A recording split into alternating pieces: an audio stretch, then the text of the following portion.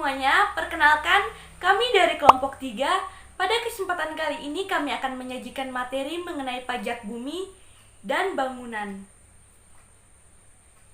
Perkenalkan, nama saya Mario Octavian Utohawan dengan NIM 2020430004. Halo teman-teman dan ibu, perkenalkan nama saya Lenjuna Wekla dengan NIM 2020-43025. Halo semuanya, perkenalkan nama saya Kritisya Birahi dengan NIM 2020-43016. Halo semuanya, perkenalkan nama saya Clarissa Emanuela dengan NIM 2020-43022.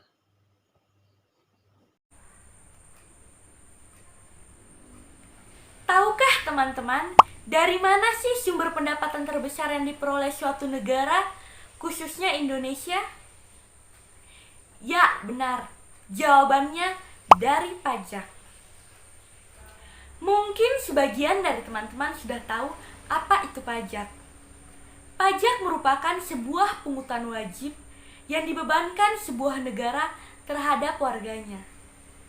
Ada bermacam-macam jenis dari pajak.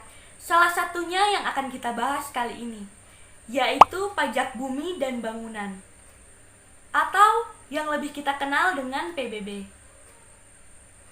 Lalu, apa sih sebenarnya pengertian pajak bumi dan bangunan? Dan apakah semua bangunan akan dikenakan biaya pajak? Tapi sebelum itu, teman-teman harus tahu dulu apa sih yang dimaksud dengan pajak bumi dan bangunan.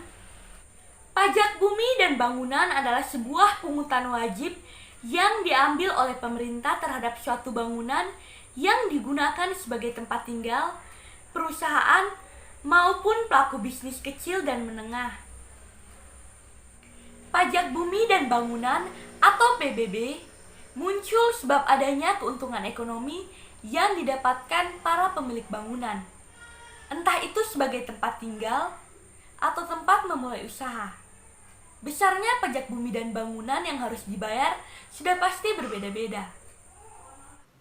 Lebih lanjut, PBB memiliki sifat kebendaan, jadi subjek yang berada di dalamnya tidak akan terhitung sebagai pajak.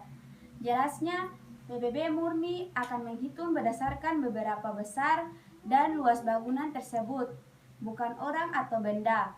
Penunjang lainnya ada beberapa objek yang dihitung sebagai PBB tergantung dari keberadaannya. Objek pajak bumi dan bangunan.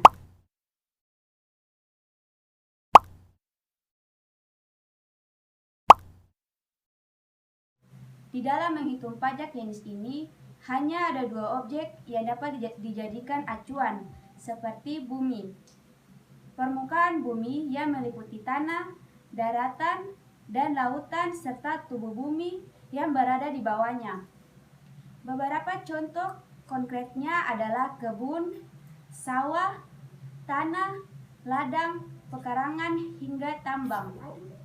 Bangunan konstruksi, bangunan yang dibuat dan ditancapkan di dalam bumi, semisal rumah tinggal, bangunan usaha, gedung bertingkat, pusat perbelanjaan, perhotelan, dan lain-lain. Namun, tidak semua objek yang ada di bumi dan bangunan akan terhitung sebagai sebuah pajak. Sebab, ada beberapa aturan yang memperbolehkan sebuah tempat untuk tidak membayar pajak bumi dan bangunannya, seperti yang pertama, sengaja dibangun untuk kebutuhan bersama. Yang kedua, semisal tempat peribadatan. Yang ketiga, rumah sakit pemerintah dan panti asuhan serta sekolah umum. Dibangun untuk tempat peristirahatan terakhir benda ataupun manusia, semisal kuburan dan museum antik. Dibuat dengan fungsi sebagai hutan alam, suaka hewan untuk mencegah kepunahan. Digunakan oleh perwakilan badan organisasi internasional yang telah disetujui sebelumnya. Faktor penunjang penghitungan pajak bumi dan bangunan.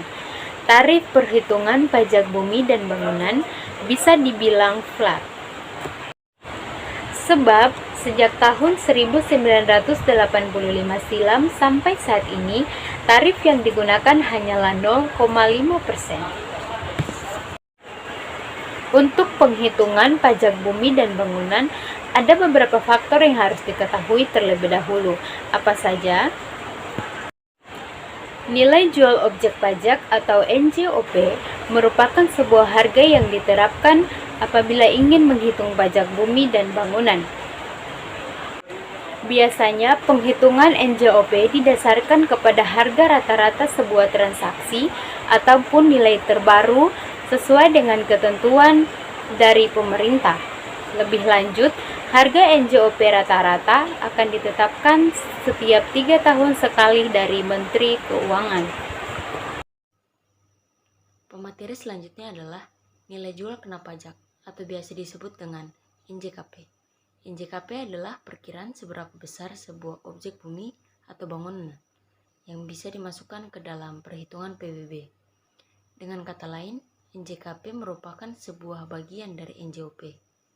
Besaran NJKP sendiri dibagi menjadi 2. Yang pertama, objek pajak perkebunan dan perkembangan adalah 40%. Yang kedua, objek pajak perdesaan dan perkotaan bervariasi tergantung dengan NJOP.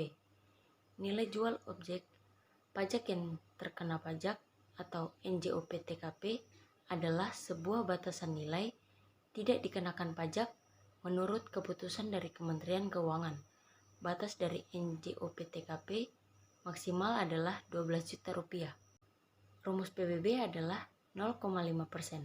Tarif tepat nilai ini berdasarkan dengan Undang-Undang Nomor 12 Tahun 1994. Keterangan singkatan yang digunakan dalam perhitungan PBB. Yang pertama, pajak bumi dan bangunan.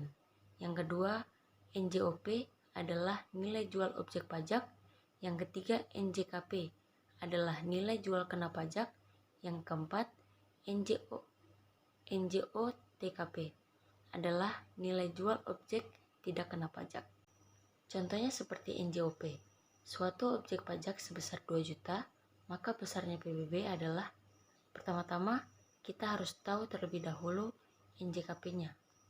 NJKP-nya ada 20%. 20% dikali dengan 2 juta, jadi hasilnya adalah 400.000. Kemudian kita hitung PBB-nya. PBB terdapat 0,5%. 0,5% dikali dengan hasil NJKP sebesar 400.000 dan totalnya adalah 2.000.